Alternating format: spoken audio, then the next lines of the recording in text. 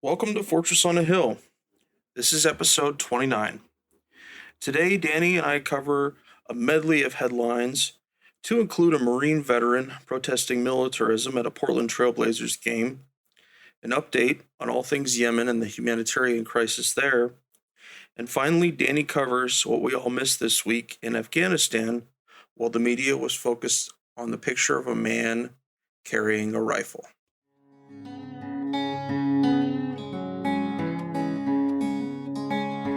Rifle upon my shoulder and a rucksack on my back.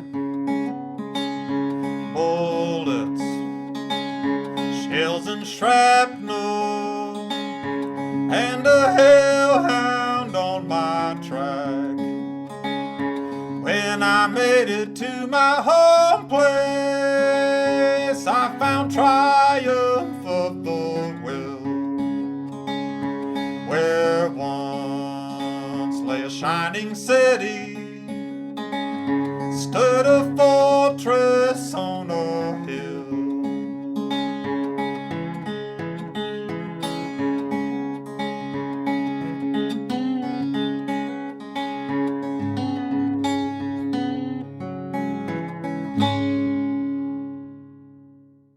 Welcome to Fortress on a Hill. Thank you for joining us.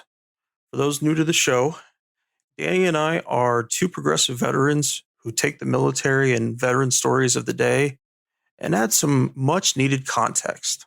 Passed a headline the other day talking about that there's a tank plant in Ohio that President Trump saved, although there was nothing in the piece suggesting that he actually saved it. And all these headlines I'm mentioning, they will be in the show notes if you guys want to go read. So there's only one plant in the entire US of A that still manufactures the American military's main battle tank, the M1A2 Abrams. And that factory is government owned. During the Obama years, the article mentioned it was only churning out, I think they said, one Abrams a month, which of course for an assembly line is incredibly slow, but we also don't use those anymore. So the article just swoons about President Trump getting the factory producing again, not through any economic means, but simply through, I'm the commander in chief, let's get this thing making tanks again. No discussion if we really need the tanks or whether we'll still be producing this many tanks in a month, but a government-owned production line is building tanks again. Hooray for everyone. 1.3 million Iraqi children were displaced by the war with the Islamic State. That is out in a new report from UNICEF on all the refugee displacements that happened during that conflict. An al-Qaeda commander that is at Guantanamo Bay right now is just went through the process of getting several emergency surgeries. Nashwan al-Tamir, an Iraqi and believed to be a former Taliban and al-Qaeda leader, currently held at Guantanamo Bay, known as Gitmo, had just went through 3 different surgeries he needed for a degenerative disc disease. It was noted when he arrived at Guantanamo in 2007 that he had his disease, and since then he has needed several others to improve function and prevent paralysis.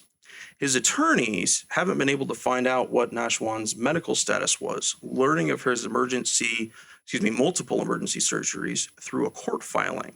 It's clear that he received the treatment, which he's needed for years now, simply to allow his continued participation in the tribunals against him, as prison doctors refused to clear him earlier this year, but it's still not clear yet if these procedures will make the difference. The Trump administration is using Nashwan's medical condition against him, as prior to this series of surgeries, prison docs were treating him with painkillers and back ointment. His attorneys are imploring the government to simply allow him time to heal. I'll jump in that for a second. Not necessarily to speak about his individual medical condition, although that is interesting and worrying, but more to talk about another story that we shouldn't sleep on, which is Guantanamo. It's still open. That would be my headline. Guantanamo, it's still open? Question mark? Because no one even really talks about it anymore. Okay, but that guy, I don't know how long he's been in Guantanamo, but it's over a decade. 2007. And okay, so over a decade, and there are some people who have been there since 2002. Okay, and the trials are moving along so slowly and in many cases are not happening at all. You know why? Because the evidence against them is inadmissible because torture was used to get confessions. So they're now unprosecutable, but they're considered too dangerous to release. So where do they go? They go to limbo. They go to purgatory. How long? Forever. Forever. Bad guys, good guys, mostly bad probably, are being held at Guantanamo still with no real legal redress possible. No habeas corpus, even though the Supreme Court ruled that they do have that right.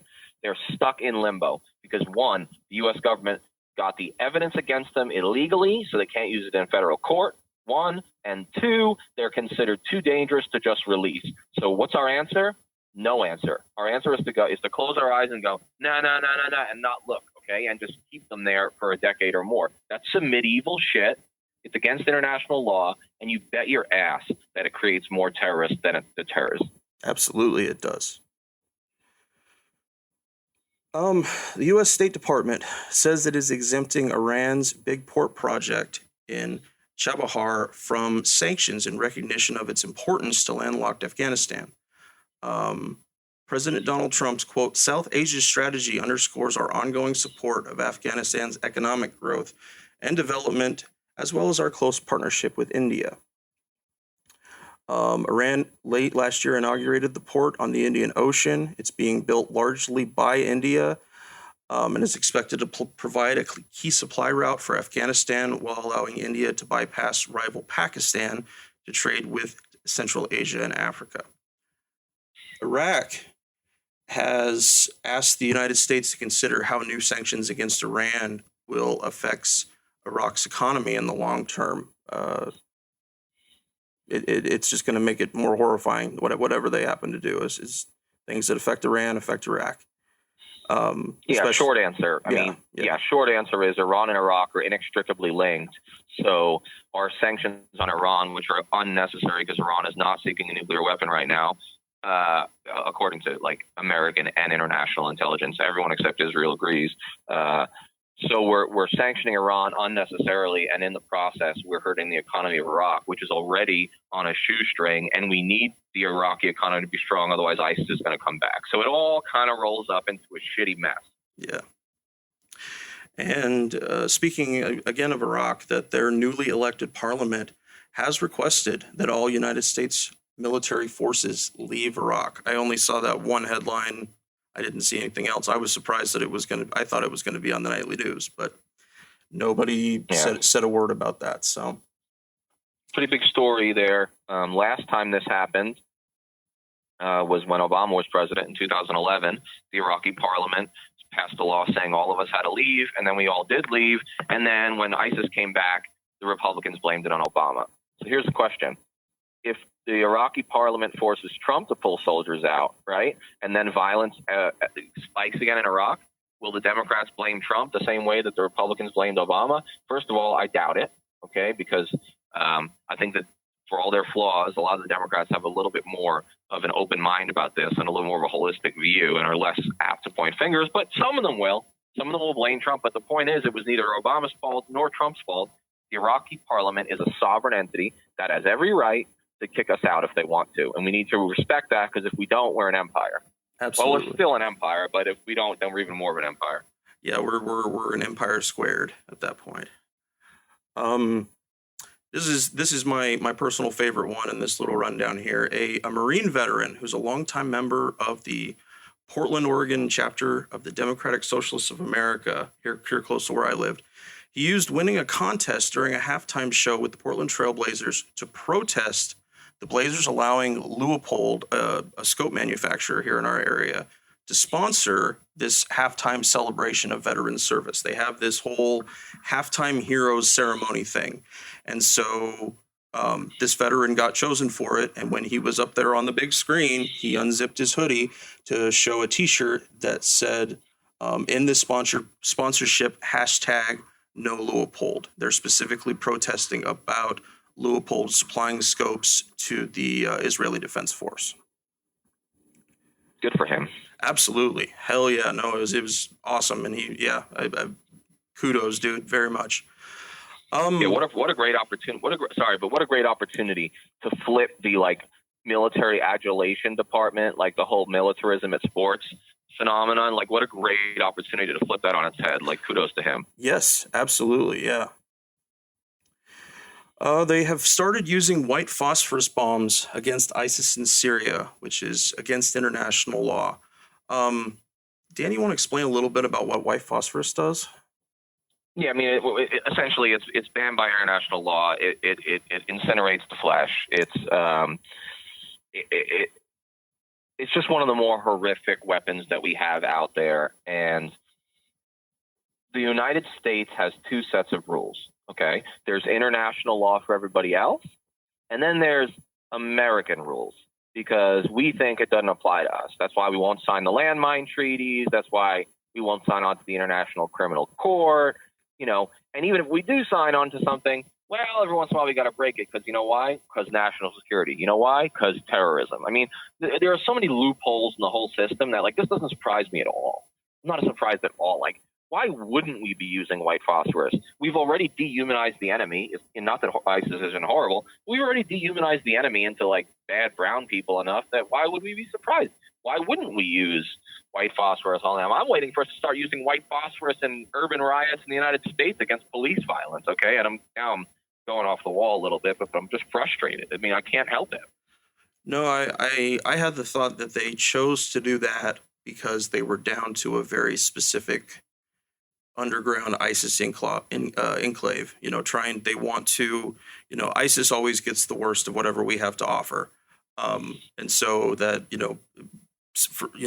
somehow in some way that they, can they, specifically order these kind of nasty bombs to use on these guys because they deserve to go to Allah a little bit more. It's just fucking ridiculous. Since the death of Jamal Khashoggi, there's been another Saudi journalist that passed away due to being tortured by Saudi authorities. Turki bin Abdul Aziz Al Jassar. He was a anonymous Twitter. He used to tweet things that were against the crown in Saudi Arabia, but that his injuries from being imprisoned ultimately took his life. And it's believed that there were Saudi moles in Twitter's Dubai office in the United Arab Emirates that helped dox the journalists. The moles are, I guess, quote unquote, considered part of the Saudi cyber army that works for Crown Prince Mohammed bin Salman. But keep this in mind, folks. We didn't hear shit about this guy. This guy died in almost, certainly not, if empirically, not as horrific as what could have happened to Jamal Khashoggi. But why aren't we talking about him? Why has he not been in the news as much as Khashoggi did? They died under almost identical circumstances, and yet we don't talk about it. Yeah, I think that I can't prove this, but it appears that the current administration doesn't want any more drama to get in the way of the Saudi-U.S. relationship. Despite Khashoggi and despite Yemen and despite some harsh words from people like Lindsey Graham and some lightly harsh words from people like the president, there is no indication that the United States government intends to, extricate itself from its very tight military and political relationship with Saudi Arabia. So the last thing this administration needs is more bad news, okay? And so that makes me suspicious, okay? That makes me suspicious of why we didn't hear about this one, I don't know if the U.S.-Saudi relationship could weather many more storms of this sort before at least the plurality of Congress starts asking tough questions. Right now, it's basically Chris Murphy on the left and Rand Paul on the right that's asking questions about Yemen and Khashoggi, but it's going to expand if more journalists turn up dead and chopped up by bone saws. But you're right; it's very, very suspicious that we have not heard about this individual journalist yet. And it makes me want to remind everybody what the one reason we heard about Khashoggi in the first place, and that was that he worked at the Washington Post and had relationships with people at the Washington Post. If he had come to the United States, even if he had gotten his residency and had gone to work for Truth Dig or Truth Out or some other small outlet, there is no way in the world that major media would be up to bat for him and his memory and trying to figure out what happened. Not a fucking chance. That's a really good point. He was one of the good Arabs, right? Yeah. Because he worked for America. Yeah. He not only worked for America, he worked for our media, our mainstream media. You're right. I mean, 85,000 Yemeni children who starved to death, like, they don't work for NBC, they don't work for the Washington Post. So do they really matter? Not if there's a better story, not if there's some sex stuff, But Jamal Khashoggi, totally a victim, totally a good guy, like, important story. But, like, look, he was close to the levers of media power. And we know that American media is owned by what? About 4 or 5 different companies total. Yep. Mega companies that control the news that we get. I mean, I write for Truthdig. If the American government assassinated me, which they wouldn't do, hopefully, it probably wouldn't even be that big of a story. It'd be covered up. It'd be no big deal, because no one cares about alternative media. But if something happens, like when that journalist got kicked out of the room by Trump a couple weeks back, I forget who he worked for, but it was one of the mainstream outlets, CNN, I think. That was like a major story, and all that happened was he got kicked out of a room, and he was spoken impolitely to, So yeah, you're right. That's why the Khashoggi story is a story, because he worked close to the levers of media power, and the corporations run this country. There are owners, and no one cares about anyone that's not close to the media establishment. Not a bit. The Ministry of Defense in the United Kingdom is petitioning to stop recruiting 16 and 17-year-olds.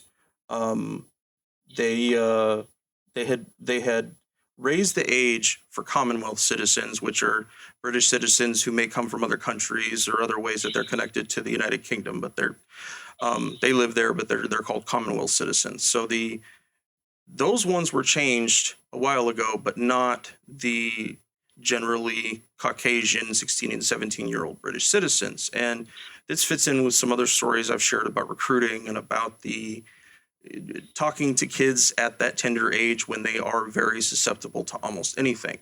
So this was pursued along that vein. I hope that they are able to raise it for all British citizens, and I hope that we're able to make some changes here in the United States in that way, because we should not be pursuing kids that young to be in the military. It's a really dangerous age. We've proven scientifically that here's what's interesting. The logic, there's 2 pieces of logic that led to the change in age of drinking from 18 to 21 during the 1970s. The first piece of logic was the statistics on road fatalities when 18 to 21-year-olds are allowed to drink. And the second one was actual biological data on the brain. Okay, and the argument of the specialists, of the experts, was that the 18 to 20-year-old brain isn't developed enough to make the right decisions. Therefore, the Big Brother state has to say they can't drink alcohol. But those same mental immaturity factors in the brain should apply to military decision making, shouldn't they? I mean, that seems like an even more important decision. Like, the decision to go to Afghanistan seems like a bigger decision than like whether you're allowed to have a Budweiser with your dad at the local gin mill. So it's very fascinating how, like, the Big Brother state determines when to be paternalistic and controlling and when to be like laissez-faire and do as you will. And it's just very interesting to me that when it comes to serving in the military, which is something we need our automatons to do, you and I included, that we're willing to, like, fuck the science, you know what I mean? Ignore that to let them serve in the military. But if when they come home after a year of watching their friends get blown apart and then they drink in the barracks underage, it's an Article 15. It's just the whole thing. The whole thing is just so backwards, and no one even questions it. We're all sheep, and we just go along with it. Yeah, no, after you and I went through that blast pressure information earlier this year and reading about that, and that's stuff that all soldiers go through in one way or another. You're around loud noises. You can't get around it being a soldier. But how do we know who might have been harmed by it and who hasn't? We don't even, like you said, that the information on that is still, it's still in studies. It's just ridiculous. You're absolutely right. So I passed an article that I had to share with you guys about low IQ draftees that were chosen during the Vietnam War after Vietnam leaders could not make their numbers. I don't have really any more specific to say about that. I'm certainly going to link it in the show notes, but these are the kind of choices the government makes, like what Danny and I are talking about right now, in terms of trying to make somebody else happy when you're destroying human lives right in front of you. Those are the choices that leaders like that make. Rust costs the United States Department of Defense $21 billion a year. I don't know that means needs much more explanation, but the bottoms of ships, the insides of rifle barrels, there are just a trillion ways that there could be rust on all the stuff that we use, and so fighting it, I'm surprised we actually don't spend more than $21 billion a year on fighting rust. I found an article talking about some statistical connections between veterans and mass shooters, and it's something I do want to talk about. I don't have any specific stuff I want to point out right now, but if anybody has come across any articles that talk about anything like that, please send it to me. I'm looking for information. The Army Secretary has said non-commissioned officers, NCOs, should visit barracks on weekends to prevent suicide. What do you think about that, Danny? Yeah, that's the solution, right? The solution to veteran suicide and to active duty suicide, which is an epidemic, the solution is just more sergeants in the barracks or more officers in the barracks. Like, come on. Look, I was a company commander. You were a squad leader. It is important to have leadership officer and especially non-commissioned officer in the barracks, just checking on the guys, knowing their habits, knowing their weaknesses, knowing their vulnerabilities. Like, look, that's just good leadership. But do not try to sell me that this is a suicide prevention technique. I mean, this is like putting a Band-Aid on a gaping open chest wound, okay? Because the factors leading to suicide are so immense that these sort of Band-Aid, sort of deflective measures are not going to solve the problem. It's like saying, that the way we're going to stop veteran suicides is by having policemen check under the bridges at night for veterans who are sleeping there, rather than the social welfare network that we need and the VA support network and changes in hiring practices. I mean, those are the real issues, right? Okay, as well as mental health care and the availability of such and of insurance for preventative health care. But we don't want to look at those big problems. Instead, it's put more officers and soldiers and NCOs in the barracks. It's a joke. It's, again, Band-Aid on an open chest wound. It's ludicrous, but it's so typical of standard obtuse military thought. It really is. It really goes right to their thinking about certain things. It's clear that whatever leaders were involved in this never got anywhere close to the idea of someone they actually knew killing themselves and how they might connect with that. It was like it was a TM, a technical manual reading, or some other kind of shit like that. Yep. Yeah, I'll tell you real quick as a personal vignette. As a soldier, as an officer who had 2 suicides happen directly under his command and 1 overdose that had potential suicidal ideations involved with it, you don't always see it coming. And saying hello in the barracks and smoking a cigarette with them together once in a while in the motor pool, outside the motor pool, it wasn't going to solve those problems. Okay. And the guilt that I carry is mine, but I also recognize that the issues were a lot bigger than me or what I did. In fact, that's narcissistic thinking. No, it was, you touched on it earlier perfectly, that the going to the barracks, being in the barracks is about leadership. It's about being a good leader, like I said, and being where the metal meets the meat.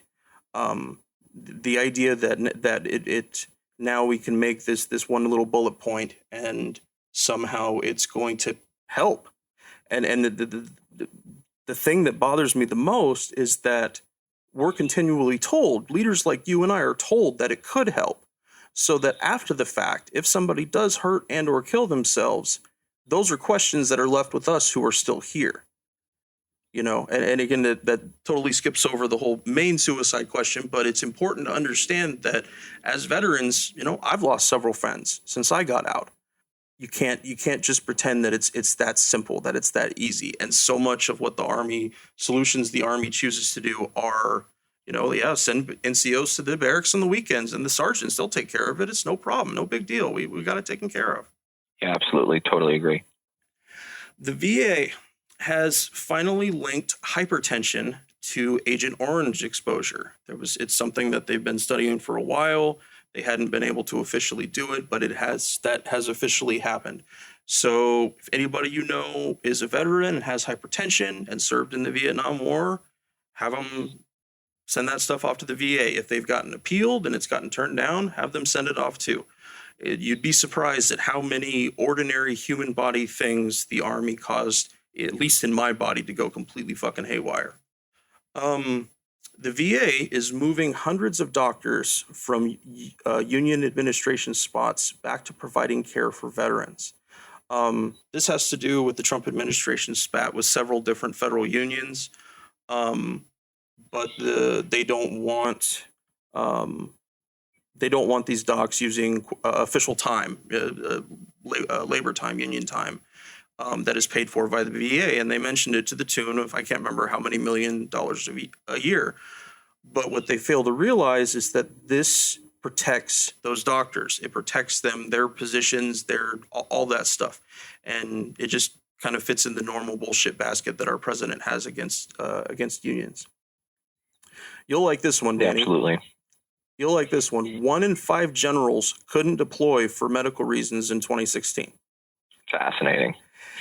Because we demonize soldiers and junior officers and NCOs who are undeployable or non-deployable for a number of reasons, and yet you never even hear about the number of generals that are equally unfit. And I'm not even necessarily blaming the generals, but it is interesting to wonder how you get to that high of a level in a non-deployable state, or maybe it happens late in their careers because of their advanced age. But it's funny, you never hear that kind of report, do you? Well, some of them were for dental. Same, yeah. Wow. Yeah, it was. It's one thing about both when you're getting deployed and when you're leaving the Army that you run around your Army post having people sign all kinds of checklists and little boxes that you turned in this equipment or went to this briefing or attended this appointment or whatever it happens to be. And dental is one of those things. And so if you don't go to the dentist within a certain amount of time before a deployment, they'll tell your chain of command that you're not deployable. And their asses get on fire, don't they, Danny? Oh, man. I mean, as a company commander, I spent more time getting yelled at because someone didn't go to the dentist than about like my tactical abilities in combat. Yeah. No, it made me laugh out loud. I'm going to keep tracking that for a while. I bet we'll hear some really stupid stories about what generals can get away with their health.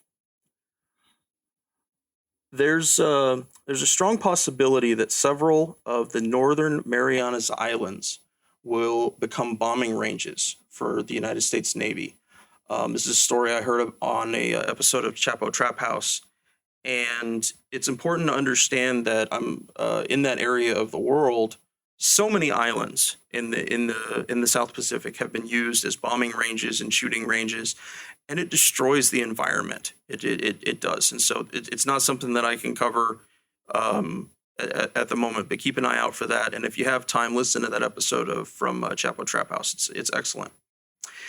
The Trump administration is demanding that the Supreme Court immediately rule on the ban on transgender people serving in the military, saying the premise of allowing them to serve is preventing the military from doing its constitutionally appointed duties.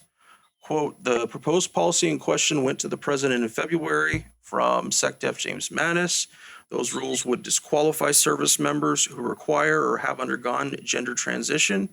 Individuals without a history of gender dysphoria would be required to serve under their biological sex. That proposal replaced President Trump's plan to ban all transgender service members. Mattis had argued that the Obama-era policy relied heavily on a 2016 RAND study commissioned by the Department of Defense that he is quoted as saying contained significant shortcomings. It's no different than don't ask, don't tell. Not to quantify that in the same breath with gay soldiers, but it's going in the same way. However, the courts are fighting back really hard, and I think that it's still gonna get ruled on in the court anyway. So, the VA isn't providing benefits correctly to veterans with amyotrophic lateral sclerosis, also known as ALS or Lou Gehrig's disease. And it's a pretty rare disease, so it's kind of interesting that upon inspection, the 430 of the cases contained errors. Of those, 230 claimants were awarded the wrong benefits. Most received no money or were underpaid, as is normal for the VA. In other cases, officials couldn't determine whether the benefits VA paid were too low or too high. They estimate if the errors continue at the same rate over the next 5 years, the VA will fail to pay $7.5 million in benefits and award an additional $6.5 million in erroneous benefits. Now, it's important for people to understand that don't have experience with the VA that certain ailments and illnesses are given a higher classification. ALS certainly, given that it's debilitating and it's progressive and it kills people. Certain kinds of cancer, or actually it's most kinds of cancer, a lot of really major things. And the VA actually does pay them more money in those times, and I think it's really great that they do. But this right here goes to show that the attentiveness that people need to pay with making sure that veterans do get the benefits they're talking about. Absolutely. All right, now we're going to move on to a couple of things about Yemen here. And first we have, it's now believed that 85,000 children have died in the war in Yemen. And that came from UNICEF. So it's a pretty reliable number. And that is just starvation, as far as I can tell. I don't think that talks about bombing deaths or other stuff. No, that's just starvation. Yeah, that's right. Just starvation. So the Trump administration may declare the Houthis a terrorist organization. Danny, you want to give a little background on what that means? Yeah, that's really problematic. Okay, the Houthis are a Zaidi Shia, okay, which is one of the more obscure branches of Shiism, tribal organization that is named after their former leader, whose last name was al-Houthi, and they control northern and western Yemen, as they have for quite some time, and they're engaged in a war with Saudi Arabia. The thing about the Houthis is there is no evidence ever of a Houthi attack on American soil or on American personnel. Okay? Now, don't get me wrong. When we started supporting the Saudis who bomb their children to death and starve their children to death, they do yell out as their rallying cry, death to America, death to Israel, death to the Jews. So, I'm not saying they're all great guys, but they started saying that shit when we started supporting the Saudis. Before that, they pretty much ignored us.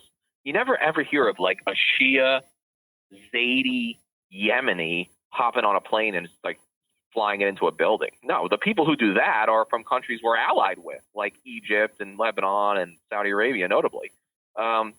This is another stunt. This is another stunt that plays with language, okay, that toys with and stretches languages beyond its meaning. There is nothing about the Houthi movement that would define them as terrorists or as a threat to the United States specifically. There's no evidence for it. If the Houthis are terrorists, right, having killed 0 Americans, okay, but the Saudis aren't terrorists, having starved to death 85,000 children, non-combatants, then I don't know what the word terrorism means anymore, to be honest. Because I'll say it first of all, that word has lost all meaning to me. The life has been sucked out of that word. It's meaningless at this point. And the Houthis as terrorists, it's a joke. It's a joke. Anybody who understands, anyone with any expertise in Yemen would tell you that the Houthis are many things, some of which are not so great, but they're not an international terrorist organization, for God's sake. No, it's like you said, it's just a fucking language stunt. And a little bit of good news here. Finland and Denmark have joined Germany in ceasing all weapon sales to Saudi Arabia over their war crimes in Yemen, along with the continuing fallout of the death of Jamal Khashoggi. So, I mean, granted, we're still selling the most weapons to them of anybody, but the fact that certain major powers have been willing to say that they won't sell anything to Saudi Arabia anymore, that's great. I think that's awesome.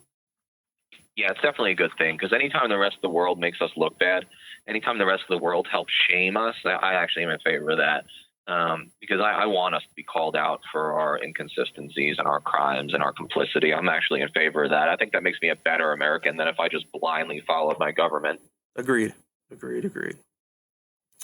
So the last thing on the Yemen train today is an article that I mentioned I was going to talk about before from BuzzFeed about how former American special operations soldiers were contracted to assassinate political leaders in Yemen. So I want to do a bigger story on this, but I want you guys to hear about it and let us toss the idea around a little bit. In the United States, if you're a military officer and you want to work for a foreign power, you have to register with the State Department. But enlisted men don't have that issue. And usually that wouldn't be such a thing because our skill set would not really help as much as hiring an officer would. But what if we're talking about special forces? What if we're talking about former SEALs, former Delta?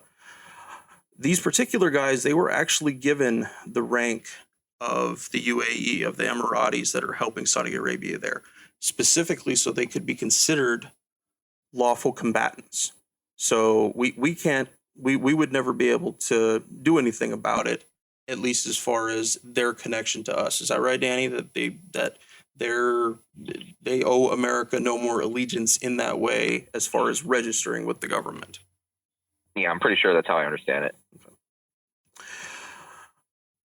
So it brings up a lot of questions for me about this. And we've talked also about extremists joining the military and trying to use the military as a training grounds of sorts. And there are so many different areas that, military things could lend themselves to extremists, rifle, pistol training, basic small unit tactics, first aid, combatives, communications.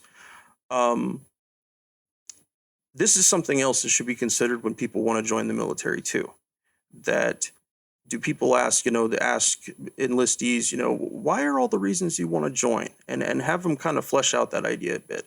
Because it's clear that some of these other people, like Dylan Hopper, that Marine Corps recruiter, that it doesn't seem like people talk to him much, or if they did, they sure didn't give a shit about what he thought.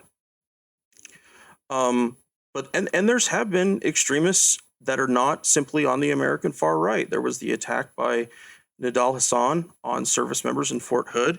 He was radicalized through a correspondence with Anwar al-Awlaki, who's the al-Qaeda figurehead and American citizen that President Obama killed with a drone. But I really think it's important to keep all this in that frame of mind. Should SEALs or Green Berets or Marine MARSOC, should these guys be required to register with some government entity if they're going to take their work elsewhere? Yeah, I think that's it. Yeah, no, I think it's an important point. And I think it's something we should think about. That may be a course of action that's necessary. Absolutely. Oh, really? One quick before we jump off, and I know we're not on Yemen anymore, but before we jump off, most of you will hear this after the vote. But today, we're speaking on Wednesday, the 28th of November. In less than an hour, the Senate is going to vote on Senate Joint Resolution 54, which would end America's ongoing military support of the Saudi war in Yemen. I don't expect it to pass, but the word is that it has a better chance of passing than any other legislation of this type. So when you hear this, okay, go back and see how your senator voted, okay, and think about whether you agree with how your senator voted. And don't be afraid to vote them out if you disagree with them, and don't be afraid to call their office and get on their ass, okay? Because this vote, Senate Joint Resolution, SJ Resolution 54, to end the support for the war in Yemen is on the table. It's going to be voted on today. By the time you listen to this 3 or 4 days from now, you'll know how your senator voted, so pay attention. Good call, Dan. Good call. All right, guys, so for the 30,000th time, I'm going to bring up Afghanistan, but I promise not to rant too long. A lot of shit happened, okay, in Afghanistan. And you wouldn't know it from the media reporting, but a lot of shit happened over the week before and after Thanksgiving. I'll call it the Thanksgiving extended holiday. During that time, a U.S. Army Ranger was shot and killed. Now It looks like it was friendly fire from an accidental friendly fire from an Afghan soldier that killed him. That's what the latest reports say. And then a few days back, 3 soldiers were killed when their vehicle rolled over an IED. That's the largest single loss of life in Afghanistan in a long time for the American forces. Other stuff has happened. On Thanksgiving Day, 26 Afghan soldiers were killed in combat. A few days later, 22 policemen were killed in combat on a single day. And then I think it was yesterday that 30 Afghan civilians were killed in a single day during fighting in Helmand province. So major events that are indicating, as I will argue, if you check out our Patreon account, you'll be able to see the preview, as I will argue, which is that the United States and its Afghan allies are about to militarily lose in Afghanistan. Now, that goes against the prevailing maxim, doesn't it? The prevailing thought process, which is America might lose the war politically because of those dovish, weak Democrat liberal pussies at home, but America will never lose militarily. I'm here to tell you that after 17 plus years of war, it looks like America is going to militarily lose that war. Okay? Unless we want to send 100,000 soldiers there to play for a tie forever, because that's the best we can do with 100,000 soldiers, as we learned in 2010 through 13. Unless we're ready to do a stalemate indefinitely by sending 200,000, 150,000 soldiers over there, we're going to lose militarily. We are going to militarily lose. All the metrics are pointing in that direction. More provinces are falling, despite the fact that we dropped more bombs on Afghanistan in 2018 than any other year. That's a staggering fact, isn't it? Look, there was some reporting about how things must be really bad because General Miller was, and you probably saw this, he was photographed or filmed both carrying an M4 rifle from his helicopter to a meeting, which is pretty rare, right? Generals don't usually carry around their M4s. The reporting on this was a little overblown. I mean, the reason he had his M4 is because he was flying to the place, and pretty much the crew, even including generals, will usually have an M4 on the helicopter just in case they have to set down. Either they're shot down or they set down for mechanical reason because it could be in hostile territory and every bullet counts. But still, beyond the fact that it was a little more common than we're led to believe, it does stand in stark contrast to what I remember when General Petraeus, visited Baghdad, and he would walk around in a soft cap and no body armor, or barely any body armor and a soft cap and no helmet and no weapon through the markets of Baghdad. Now, of course, he was protected on all sides and in the air by American Army soldiers, but there are some indications that General Miller, for all his talent and for all his try and the good old college try that he's going to give it as the 17th different commander in this war, there are some indications that this war is going badly. Not only are American casualties up, but Afghan casualties are frankly unsustainable. Prediction from Danny, less than 2 years from now, Afghanistan falls apart. The Army and American advisors control the North and the West, and the Taliban, or a loose affiliate of Taliban-oriented groups, will control the South and the East. We're going to lose militarily, and that country is headed for fracture and another decade of civil war, whether we like it or not. And that's my personal prediction, but I'm telling you what, I've been wrong before, but I don't think I'm wrong this time. No, it's just about it's military race to the bottom now. That's all it is. And when I saw that picture, it's do people not understand that he goes with a team of guys? Is that whoever he's certainly not going to be by himself as far as other Americans are concerned, going to any kind of a meeting. But let's take a picture that could be kind of OK Corral in the way that the media decides to latch onto it. Yeah, I agree. It was a little overblown. Yeah. But there were actually important stories in Afghanistan this week, but instead we got focused on this individual picture, and I think that's a problem as well. Yeah, no, it's that seems to be the biggest thing about we talk about military news and it's always on a good slant bad slant kind of thing. It's not news where we can come to an individual determination about it, but that was really bad, and we throw that in the bad pile without any analysis. And again, we spent the entire week staring at this one picture, and yet all these American soldiers and Afghan police officers and et cetera, were still bleeding and dying on the ground, but we got us a nice picture, and that's what counts. Yep, absolutely. Bottom line, Afghanistan falling apart, on its way to military defeat. It's going to be ugly, but stand by and see what happens. But I'll tell you this, I wouldn't want to be responsible for deciding who the last American is to die for that mistake or for that unwinnable war. Somebody's going to be the last to die. And I don't think it was these three poor gentlemen who killed an IED earlier this week. It's going to be someone else because this war has no end in sight.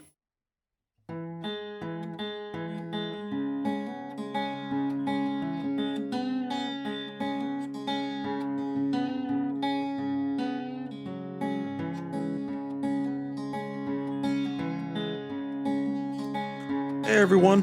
I really hope you're enjoying the podcast. But truth be told, I need your help. No, I don't need you to move a couch or borrow a leaf blower. No, I need you to hit pause on your podcasting app right now and share this episode with somebody you know, somebody who you might think might be receptive to it. It could be a friend or relative who's considering joining the military, or a veteran you know who might be interested in hearing a little more truth in their news about military and veterans. We rely on you all to help us reach as many people as possible. So please hit that pause button right now and share this episode with somebody. Sharing all done? Good? Okay, good deal. I know Uncle Al will cuss a lot listening to the episode, but he'll appreciate it when the cursing stops. Now I want to mention something about Patreon. We are always in the market for more Patreon supporters. So if you get the chance, please come out and support us. You could support us for as little as $1 a month. And what do you get for your dollar, you ask? Well, you get a 1-minute drop on any topic you choose once a month. Just email us your question or comment, and we'll give it the old Henry Danny breakdown on air. Guaranteed to have 60 seconds of our time. We may spend more on it.